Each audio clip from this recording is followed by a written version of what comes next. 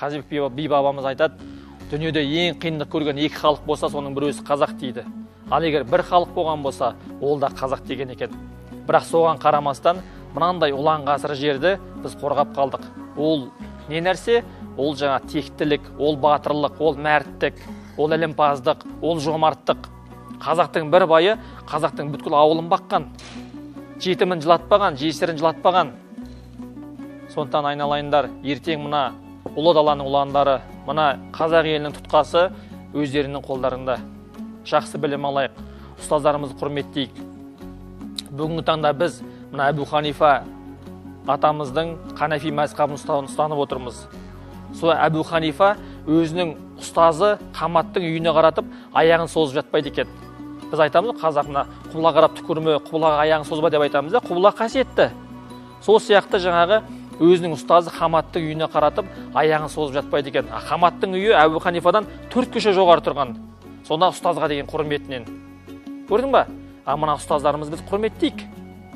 Бүгінгі таңда оқушылар жаңа ағайлармен бірге темекі тартып тұрады. Ол қандай құрмет? Сәлем бермейміз, амандаспаймыз. Сабаққа кешігіп келеміз. Ол қандай құрмет? Ұстаздарымыз бізге қандай нәрсені үйретіп жатыр? Жаңа бапкерлеріміз бокстан, күрестен, әкеміз үйретпеген нәрсені үйретіп жатыр.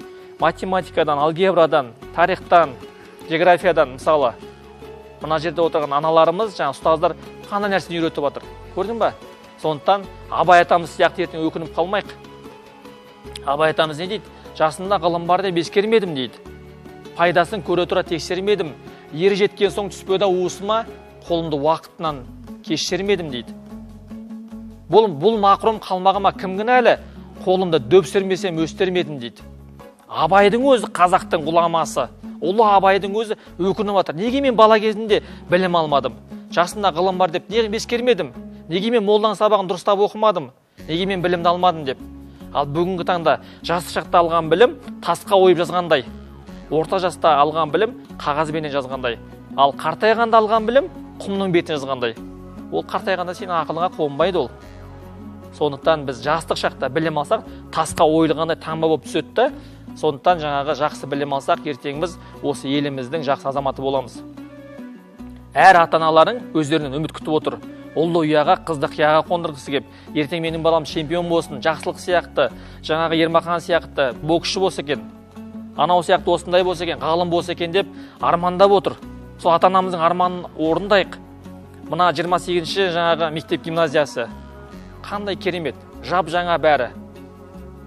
Кейбір ауылдарда мұндай жағдай жоқ, айналайындар. Мынандай активизал деген болмайды оларда. Мына жерде өздеріңе беріп отқан үлкен мүмкіндік. Осындай мүмкіндік пайдаланайық. Жақсы білім алайық, жақсы азамат болайық. Және де уәде беріңдер маған, ертең осы гимназияда мықты-мықты чемпиондар, мықты-мықты жаңағы математикадан олимпиада чемпиондары, мықты-мықты азаматтар шығатынына мен сенемін.